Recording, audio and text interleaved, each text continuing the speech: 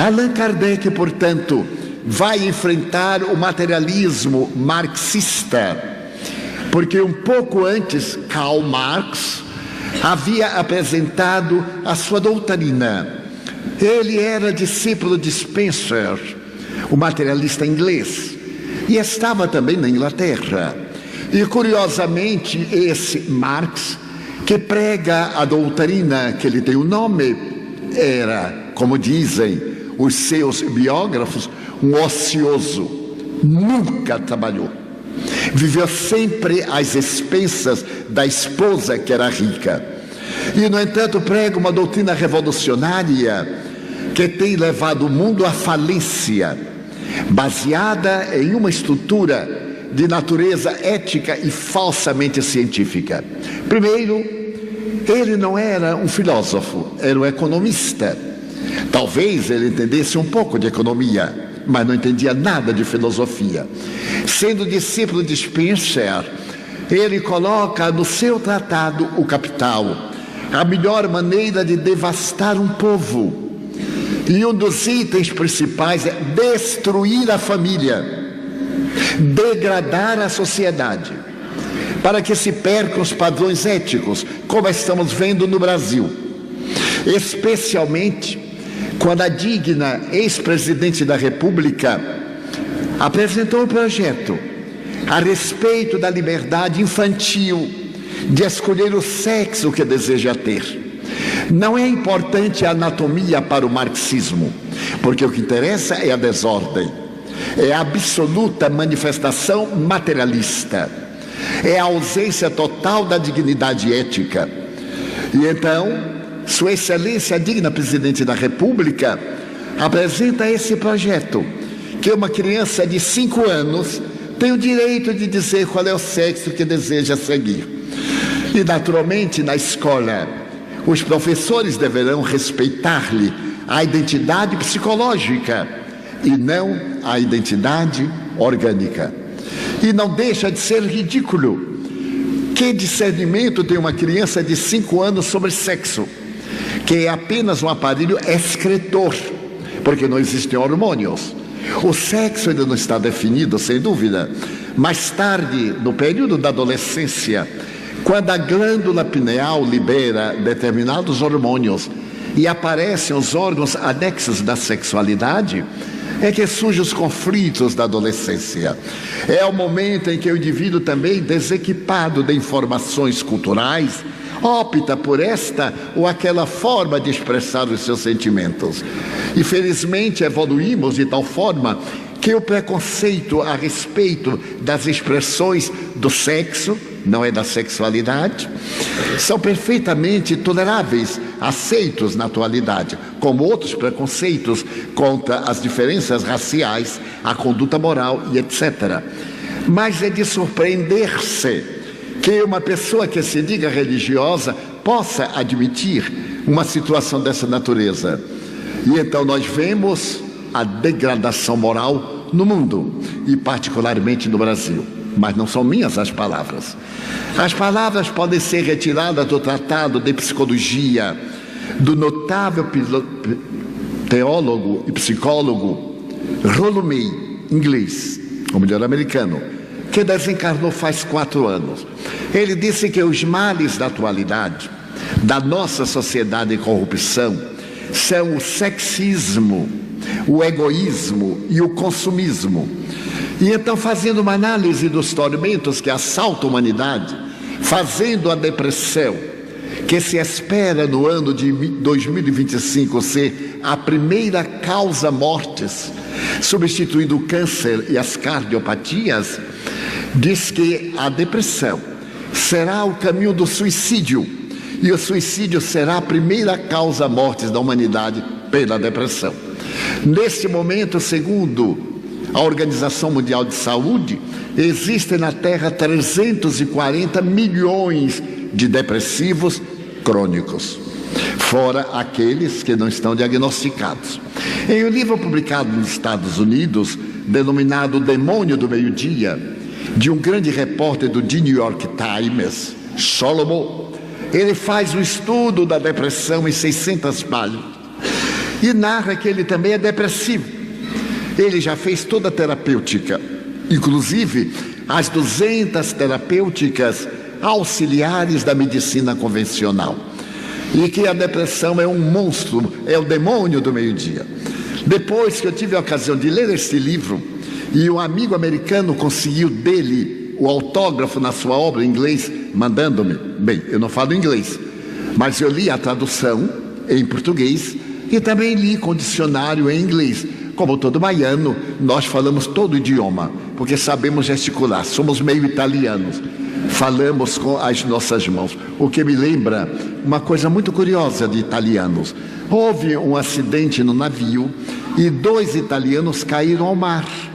Um perguntou ao outro: você sabe nadar? Ele disse: não. E você? Também não. Bem, já que vamos morrer, vamos conversando. E conversando, eles chegaram à praia, porque conversam com as mãos.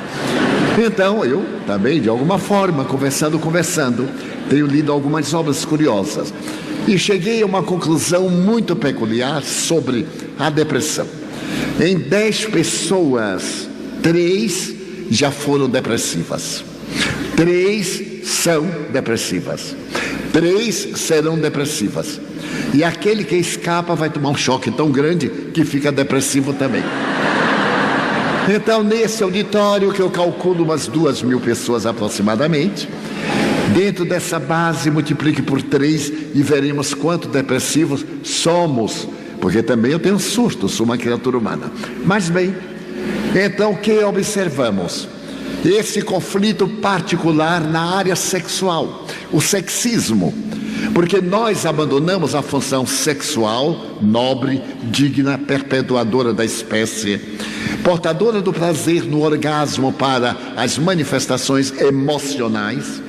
O indivíduo completo, ele deve viver uma sexualidade saudável para poder naturalmente apresentar um estado de harmonia.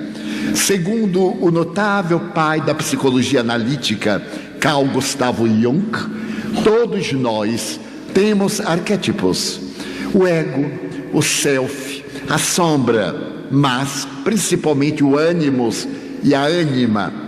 Todos os homens têm uma partícula de ânima, equivale dizer algo da sexualidade feminina, e todas as mulheres têm algo do ânimos, da sexualidade masculina. Trata-se aqui de um processo da evolução antropológica. Nós somos herdeiros da evolução genética, do ponto de vista biológico materialista, mas do ponto de vista espírita, questão número 200, número 201, 202 do Livro dos Espíritos, o sexo é uma expressão que a divindade nos concede para a perpetuação, como nos animais e nas plantas. Mas também temos animais e plantas assexuadas. Então, na sexologia, nós temos várias expressões de comportamento. Há indivíduos assexuados, isto é, eles têm os órgãos, mas não têm função. A frigidez e a impotência. Logo depois, nós temos o fenômeno da organização e da emoção. A masculinidade, a feminilidade. Portanto, as manifestações do sexo tradicional para a reprodução. Mas também nós temos o sexo sob determinadas injunções. A psicologia não corresponde à anatomia. Nós temos o homossexualismo. E por fim, durante o período do rock metálico, surgiu a bissexualidade. Ela não existe. A bissexualidade, do ponto de vista técnico, nada mais é do que o abuso do sexo e a busca de novos prazeres. Nós teríamos o hermafroditismo, que é patológico. No entanto, aí estão as 4 expressões. Não nos importa, do ponto de vista sexológico, a função que o indivíduo queira exercer, merece respeito, desde que se respeite e nos respeite a todos nós. Então, nós estamos diante de um fenômeno biológico, psicológico e ético. Então surge o marxismo para poder corromper a sociedade e mantermos no estado de materialismo vil, perverso, mais cruel do que o nadaísmo, o existencialismo de Jean-Paul Sartre e Madame de Beauvoir. Aparece agora, e estamos numa sociedade atormentada, em que o sexo deixa de ser uma necessidade biológica para ser nada mais, nada menos do que erotismo. Especialistas em erotismo estão nas redes de comunicação, nas comunicações virtuais, levando-nos à exaustão. E o que responde a psicologia? Somos uma sociedade de pessoas vazias. O indivíduo vazio, que não tem ideal. O jovem na escola brutal, agressivo, o bullying, o desrespeito aos mestres, o desrespeito aos adultos e uma falsa proteção dos direitos humanos apresentada pela ONU, de que não se pode repreender uma criança para que ela não tenha conflito. Então, é claro, os pais ficam com conflitos para não darem nenhum conflito ao filho e deixa o selvagem, porque o estado infantil, segundo a tradição e as notáveis pesquisas, por exemplo, dos sexólogos, psicólogos do século passado e deste, é de que é um animalzinho entre aspas, porque somos animais em forma humana, é que é necessária a educação. E educar é criar hábitos. Ninguém tem hábitos sem disciplina. A disciplina é fundamental à educação moral da criatura humana. E desde quando a família se degrada, não tem lar.